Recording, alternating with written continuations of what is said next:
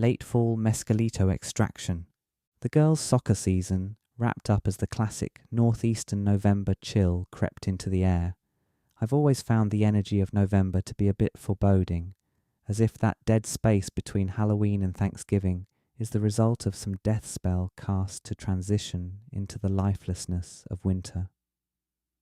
Early November is also when several people very close to me have birthdays, including my father. Because of this, he and my mother went away for a long weekend, while I stayed home and took care of my cat. I had other designs for taking advantage of the open house though, and they involved having Earl over to help me extract Mescalito from some Horcho cacti. Perhaps a brief history of Mescalito is in order, in case the reader is unaware of his capabilities. Mescalito is the active power essence found in certain cacti in the southern deserts, and like psilocytes, he possesses great healing powers and visionary prowess. From what I hear, Mescalito possesses natural Gaian energy, while also enforcing the more fractal of existence waves associated with DSL connections. Ancient cultures have been communicating with Mescalito for salvation and spiritual ecstasy for thousands of years through consuming the Pelotia flowers, and though Westerners have decimated a considerable amount of that supply, Mescalito is still accessible through consumption of the widely available Horcho cactus. Naturally, I became fixated on connecting with Mescalito to see what wisdom he may have for me that neither psilocytes nor DSL could ever deliver. I found that I could order some Horcho cactus cuts off eBay, and it was totally legal, so I went ahead and did such. After learning that my friend Earl knew how to extract the Mescalito crystals from the cacti through a type of alchemy, I thought I ought to put him to the test. This was Earl, the chicken fellow from my not-so-distant past, the twin who ended up considerably better than his counterpart Ernie. Upon my move back to the northern woods, I decided to reconnect with Earl, in part because I wanted to see what shape he was in post-breakup with Cow. It had been a couple years, I believe, and also because there wasn't much of anyone else around. He was living with his dad across the river in Porty Newham, a short drive from my parents' house, so I took an evening to head over and see what the scene was all about. I found him on his couch, all sloshed on funny drinks, more so than I believe I had ever seen him. Earl was usually a level-headed man, and though he had clearly abused the hell out of green power in the past, I still remembered him having more of a wit about him. Instead, it seemed that he had been pumping the funny drinks into his system regularly for quite some time, perhaps enough to cause permanent brain damage. Though he delivered this poor impression, I decided to give him the benefit of the doubt and cracked open a funny drink myself. It was likely that I caught him on a bad night, and this drastic slurring was only temporary. He relayed to me how his brother Ernie had been placed in jail for aggravated assault with a weapon. The worst part was that he had pulled a gun on his own father, and after pushing him to the floor of his own kitchen no less. I knew that Earl and his father had a habit of poking fun at Ernie. I had noticed a few years prior, back when I was picking up powers from Earl for redistribution. It all seemed like fun and games at the time, but turns out that was when Ernie needed support the most. He was already in the grips of his needle sex addiction. This context only makes the aggravated assault make more sense, however much I cannot believe that this particular man came to such a fate. There he was in 8th grade, poking fun at me, calling me a hippie for consuming green power, and there I was, 3 years later, helping him secure his first large amount of green power from an upperclassman. From there on, he rode the sadly stereotypical trajectory of a power user that mainstream media loves to cycle. Green power was a gateway power to other more detrimental powers, and it had gone all the way to needle sex. It was hard to not feel at least partly responsible. But how could I have known back then? The deep depressive pain Ernie felt behind his sponge-bobian demeanour. So that was the big piece of news to let sink in. Ernie even called Earl from jail while I was visiting, and I got to speak to him briefly. The most disturbing aspect of the conversation was that he still sounded like his sponge-bobian self, all happy-go-lucky about being in fucking jail. Out of all things to talk about, he half-comically lamented to me that they didn't even have any cola in prison. "Oh, you're really missing cola, huh?" I said, a little too enthusiastically. "Dude, it's the absolute worst," he replied with his classic automatic rifle laughter. With a big sigh, I handed the phone back to Earl, unable to process that I was just speaking to Ernie on a monitored prison phone call.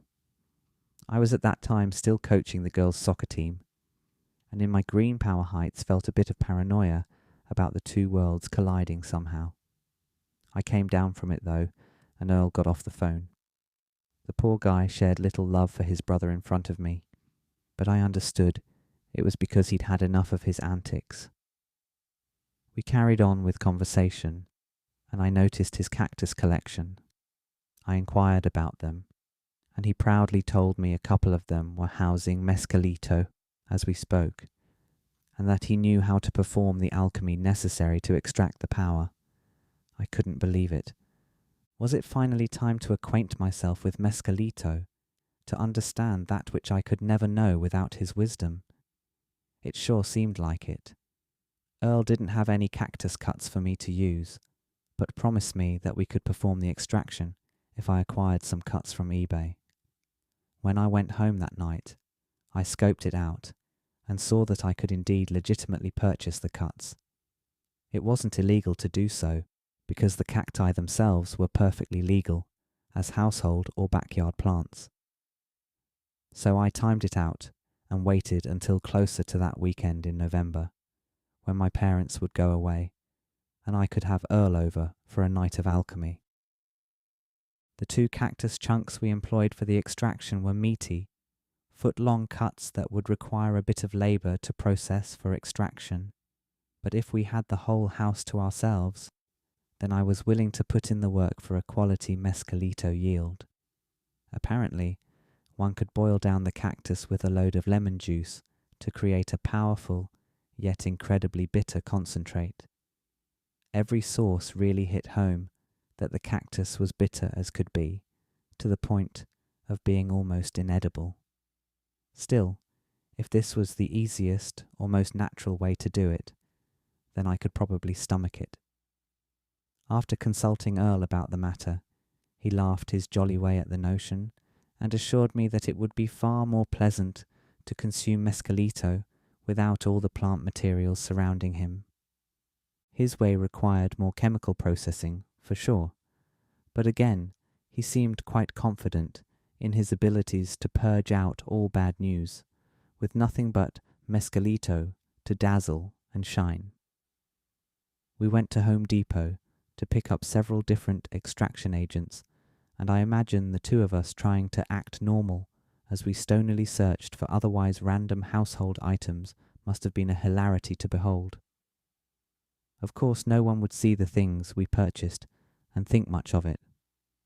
Paint thinner and basic salts were used for household projects all the time, not things most people think of as tools of power extraction. As a paranoid precaution, however, Earl insisted on having our public banter be about making soap. I suppose the 2 of us could pass as a couple of chummy clean freaks, and it was childishly fun to pretend we were doing something innocuous. Ironically enough, I saw the parents of one of the girls from the soccer team and promptly avoided them out of my green-powered paranoia. Upon returning to my home, we went to work on the cacti as we sliced off the needles and removed only the waxy outer layer of the skin. It was important to not discard the green skin itself, because allegedly that is where the majority of the Mescalito resides. We took the skin and some of the flesh and boiled it down for a few hours, along with some lemon juice and vinegar to assist in breaking down the excess plant matter. Once we were left with a gooey mixture, we cheese-clothed the essential juices out and moved to the first sketchy part of the procedure. We put the juices into a jar and mixed in the basic salts. While this sounds harmless, the salts generate a considerable amount of heat in their reaction to the acidic cacti mixture, a necessary but potentially glass jar breaking part of the process. I believe it was at this point that I realized Earl hadn't been following any written directions for the operation, and thus wasn't following any exact measurements. I had assumed that he just knew how to do it, but really, he could have been half-arsing the whole thing out of laziness. Once he rendered the basifying part over, we moved to the next step, which involved mixing in the paint thinner, the solvent that would separate our Mescalito from the unwanted materials and would supposedly evaporate off into nothingness, leaving our Mescalito crystals clean and ready to go. As soon as Earl opened the paint thinner container, the noxious odour invaded the space, and I gasped. I said something along the lines of, "Dude, fuck, bring that shit outside." We were doing the operation in a bathroom with absolutely no ventilation, save the 2 doors to the other rooms, and I naively didn't consider the toxic fumes. As soon as we brought the mixture outside and finished up the process, I lost a great deal of hope in our ability to properly extract the Mescalito in a food-safe manner. The last thing I wanted to do was to be out of my mind for the first time on Mescalito while suffering a low-key paint thinner poisoning at the same time. The rest of the operation involved letting the thinner evaporate, which would take overnight. So Earl and I consumed a bit more green power and funny drinks as we shot the shit. I thought I was a heavy green power consumer, but Earl was a practical chimney, and his green power smelled foul. I was ready for him to go when he did in the morning, and I realized that the Mescalito wouldn't be ready for use that day, if I was even going to give it a go. So I decided I would consume a moderately high dose of my homegrown mycospawn instead.